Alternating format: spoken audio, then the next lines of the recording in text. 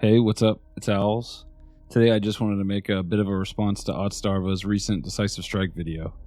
I hear a lot of opinions about the change, however, this video really cemented my desire to say my piece on it. Before I begin, I want to clarify I really respect Otz and his desire to make the game and community better and more inviting. Obviously he cares and wants what's best for the game. However, I largely disagree with some of the sentiment and pessimism found in the video. Now it's going to stun the killer for even longer, the full 5-second duration that it used to, which will have some big implications. This video, and the short opinion piece posted on his website, focus more on the faults of DS not being base kit, its functionality not being on a common perk, and some implications for changes in the future. I personally believe the video fails to show how this adjustment to Decisive Strike implies much of anything, other than that the devs felt the perk wasn't performing how they intended. Going back into the history of tunneling in Dead by Daylight, you might remember that some time ago survivors did not have any natural base kit default protection against being tunneled. If you were unhooked, you could be hit immediately after and there would be nothing you could do, you would go down, and that was quite frustrating. To combat this, survivors often brought two perks: Borrowed Time to protect others, and Decisive Strike to protect themselves. These two perks were a staple of high-level play. You would see them in every lobby on pretty much all the survivors, and that was just the reality of playing Survivor. You just needed these perks pretty much, or you risk being tunneled. But this changed with the meta shakeup that happened some time ago. After this, things changed in some ways for the better, in some ways for the worse. Survivors now had a default protection when coming out of a hook, which made it harder for a killer to tunnel them right away. But Decisive Strike was also nerfed, making it a much less effective perk to shake off a killer. I wanted to leave this section in as it adds some important context to something later, but simply put, the game has evolved a lot, and the dev team is willing to take big swings to change what they likely felt was a bad experience. But long story short, since camping is now punished even more, since hit and run is now being nerfed even more, since all the other playstyles were slowly being made worse, tunneling was pretty much the default thing to do if you wanted to win the game, and worked way better. So of course, killers tunneled a lot. And maybe the developers seeing this now decide that Decisive Strike getting buffed is a good move. Now, who benefits from this? Not the beginner players. Sadly, if you're a beginner player and you find yourself getting tunneled, it is quite depressing to think that this is not going to affect you very much, because most beginner players don't even have the perk Decisive Strike. Discussing how Decisive Strike will affect a portion of the player base by saying they won't have Decisive Strike doesn't make a lot of sense. Objectively speaking, if a beginner is currently using the perk, the extra 2 seconds will absolutely benefit them. The perk Decisive Strike, unless you get lucky and find it in the shrine, is a perk from a licensed character that a lot of new players don't have. So expecting them to run this perk, if they don't want to get tunneled, I think is a little bit unfair and a little bit unethical. Nothing about this change to Decisive Strike forces or even asks new players to use it to avoid getting tunneled. Behavior has never claimed this either. They simply state, "We have increased the duration of the stun to give Survivor a fair chance to create some distance." The current prevalence of tunneling is a symptom of many other factors and will persist even after a 2-second adjustment. Since they have to buy an expensive DLC. So that saddens me to know that this change will probably not affect the lower skill or the lower end of the spectrum when it comes to hours. So newer survivors are really not going to benefit from it too much. So really his main point for beginner players is that it's a shame it costs money, which I can totally agree with. But as it relates to the video, this is already an issue with the 3-second version. Nothing about the proposed changes makes this a new problem. Criticizing Decisive Strike for this now, instead of previously, makes the doubt around the change seem dubious at best. You would think that experienced survivors that own all the DLCs would benefit a lot, but they didn't really need this buff. Experienced players very clearly favor Decisive Strike. Decisive Strike is not an unpopular perk. If we go to the general statistics from nightlight.gg, which is a website that tracks games that people upload, we see that Decisive Strike is the 16th most popular perk. Obviously, this is mostly high MMR, but still 16th most popular. In my own matches, Decisive Strike, at least for the last 200 games or so, is the 10th most popular perk. That means that there are 9 perks that are more popular and 127 that are less popular. So Decisive is pretty popular, and even according to my previous tier list of perks, it's also pretty good. It's the 11th best perk in my tier list. It might be even stronger now, who knows. So the perk is good, the perk is popular, and at high level, this is super obvious. People still run the perk a lot. Now, what they do at the high level is very obvious, right? They go down next to a pallet or a window and they use perks like Life to immediately make it distant, or if it's against a weaker killer, they'll have a teammate come and body block. So even though Decisive doesn't stun for a long time, at the higher level, it doesn't matter because they have these other perks and teamwork to make up for it. Decisive Strike is very, very good at this level. And you don't need to take my word for it. If you go to any tournament or any showcase where people are playing at high level, you will see that this perk gets used as much as possible. If it's not banned in a tournament, it will be used no matter what, just because it's so powerful. Tunneling is such an effective tactic that delaying it even by a little bit is already an amazing thing. So of course, Decisive is already pretty good for the higher end of players. I completely agree with his assessment of Decisive Strike for high-level and comp Survivor players, but I believe it may paint an incorrect picture. High-level Swifts aren't winning games because of Decisive Strike. Players like this make the most out of every perk regardless. Additionally, behavior does not balance the game for this caliber of player, nor should they. It will be up to competitive rules or high MMR metagame to self-regulate or adjust for Decisive Strike respectively. So, if beginners don't benefit too much, and high-level players didn't really need this change, who is this benefiting the most? No doubt in my mind, this is benefiting intermediate players. Intermediate players, they still get tunneled, and they don't have the teamwork or the knowledge to go down somewhere where Decisive Strike can be used very well. They go down in the open, they use Decisive, and they get down immediately after. So the extra few seconds are really going to benefit intermediate players. Agreed. Again, objectively speaking, this change will only help Decisive Strike users, regardless of the killer they are facing. So, if this change is aimed at helping the average player, isn't it a good thing? Isn't that wonderful? Plus, a lot of people will say things like, well, I'm not tunneling, so this perk is not going to affect me. This should be a positive change, right? I don't think so. I don't think this is a positive change. Unfortunately, this is where we start to disagree. A lot.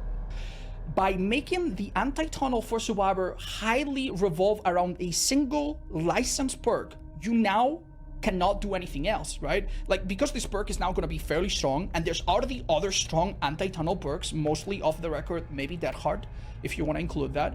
It's now impossible for the game to be balanced if we add more anti-tunneling protection. At that point, it will be way too much, right? So because we're buffing Decisive, that means that we cannot buff default anything else. Alright, I don't know how to start with all this, but I'll give it a shot. Claiming that this adjustment, a 2-second adjustment, makes Survivor anti-tunnel revolve around Decisive Strike is insanity. What about the change from 3 to 5 seconds makes this true? And then, because he claims it revolves around Decisive Strike, you, quote, cannot do anything else. Even worse, he claims because this change makes it a fairly strong perk, it is now impossible to balance if they add more anti-tunneling protection. And because they are buffing Decisive, you cannot buff default anything else. It's a completely baseless claim. The community and likely behavior is aware of the rampant tunneling that goes on currently. It's anecdotal, but when I play with my friends who are admittedly more casual than myself, one or both of them are tunneled out of the game very early. And guess what? It used to be a lot worse. Your video literally begins by explaining the borrowed time changes to reduce tunneling. Along with the meta perk shakeup, behavior has proven they absolutely can make sweeping changes to improve the game. Why a minor adjustment to Decisive Strike suddenly makes all of this an issue is beyond me. And this is a bit of a problem, because for newer players especially, now they don't have anything. I would have much preferred if Decisive was kept weak, or even reworked, or even nerfed, for heaven's sake. And then that functionality was instead given to some other common perk, such as This Is Not Happening or Premonition, one of those weird perks that nobody uses, that really doesn't help anyone, including beginners. We could have made that an anti-tunneling perk that is worth running. Again, the sentiment behind wanting anti-tunneling functionality to be on a common perk is something most people would agree upon. But to claim that now beginner players don't have anything makes no sense.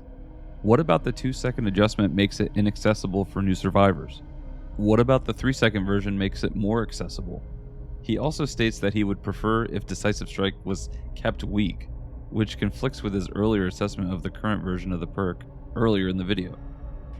And that would have been better for the overall player base. We wouldn't have a balancing for high level, for low level. We wouldn't have a perk that some people have, some people don't. We would have a perk that anybody can use, right? And if it's a common perk, then killers will get it in their head even more that this perk could be on anyone, and they'll be more likely to not tunnel and go for other strategies. So I think that would be better. Right now, killers, they might think to themselves, this person doesn't seem to have a lot of hours. I'm gonna tell them I bet they don't have the Halloween DLC. So that is a bit of a problem. Are we sure that Decisive Strike functionality on a common perk would even sway tunneling in a perceivable way? You seem to think so. However, earlier in the video you know how common the perk is in high MMR and even comp. But tunneling is still the preferred strategy for these games. Do you believe price is the limiting factor for these players? I doubt it. Also, as a side note, the killer being able to see survivors' profiles, names, and even items in the pregame lobby is absurd. Survivors can't even see what their teammates are bringing, but the killer can counterpick your item, find the player with the lowest hours and tunnel them out. It's egregious at best. Now, another issue that becomes really, really obvious when you see Decisive Strike in action is that some killers are affected by it more than others. This section of the video is essentially discussing how certain killers, especially those who aren't really impacted by the current stun duration of Decisive Strike, could have unique conditions when stunned, which he notes already exist in the game. For example, if a nurse gets stunned, they could lose their charges. I think this is a great idea and would make managing a pallet stun on nurse even more satisfying. So that's what I would have done. It especially breaks my heart to know that this change, which some people are celebrating, right? Some people are like, well, I play a lot of Survivor and I get tunneled a lot, so this is going to benefit me a lot. Like, I understand that, and I'm really happy for you, but I wish that we instead had another change that was better for the long-term health of the game. This is a short-term band-aid fix that is going to make the gameplay a little bit better for some people, but it's also going to lock the game into not doing all the changes that might have been better. I think Otzdarva's outlook on the situation is just confusing. It's not the change you want now, but nothing about those changes become impossible to implement due to a minor adjustment to Decisive Strike. Is it a band-aid fix? Most definitely. But Rome wasn't built in a day, and you absolutely can make minor adjustments to improve the player experience on your way to make more comprehensive changes. So yeah, that's what I think about it. I think that this opinion is not that controversial. I wish, and the thing that really pains me, the thing that really hurts me is that I have publicly told the developers these things so many times. It's not like the developers hadn't considered this idea. And I'm sure many other people have told them that they could make some changes to make the anti-tunneling experience better for everyone, not just for some players. And instead they chose to do the simpler, lazier, more short-sighted option. So I'm a little bit disappointed, and when everyone's celebrating, I somehow have a feeling that this DS change will backfire, and more importantly, it's gonna bring us back to a meta of the same perks on both sides, you know? Painters pop on killer, painters pop on killer, painters pop on killer, DS on every survivor ever. His final thoughts are really just pessimistic for the outlook of the game. Before claiming that every game will have the same perks, which for killers is already true, he states the Decisive Strike change will only benefit some players. So which is it? I really don't want this video to feel like some sort of gotcha, but the amount of conflicting thoughts and ideas just makes me think this is more of a gut reaction than a thoughtful analysis from Otz like we're all used to. And to wrap up the video by saying you think it will backfire without corroboration, I can't help but leave with a bad taste in my mouth. If a 2-second change will have the knock-on effect Otzdarva seems to think it will, then I guess it's time to get ready for slug season. There's no easy fix for tunneling in Dead by Daylight, and it will likely be ever present until the server shut down. Decisive Strike is one of the perks that allows survivors to fight back, and behavior seems to think the stun window needs to be increased. The truth is, until tunneling is truly disincentivized, nothing will change. My personal opinion, killers should incur blood point penalties based on the severity of the tunnel. When a killer can play the game and reap all the rewards while sending new and veteran players alike back to the lobby with 4,000 blood points, it's a negative feedback cycle that drives people to leave the game. Not only did you lose to circumstances out of your control, but you are punished for it.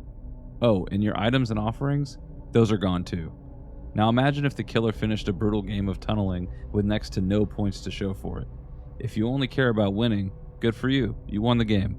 Hell, give the penalized blood points to the tunneled survivor as a consolation prize. The thing is, tunneling is a valid strategy, but it's not a healthy one. While behavior is making changes to perks like Pain Res and Grim Embrace to nudge killers in the right direction, players will have to decide if they care about that or not. And due to the lack of a social contract seen in other communities like Magic the Gathering or Dungeons and Dragons, I don't see things changing anytime soon. Until then, I'm thankful for the changes on the path towards fixing larger issues. Take care and stay safe.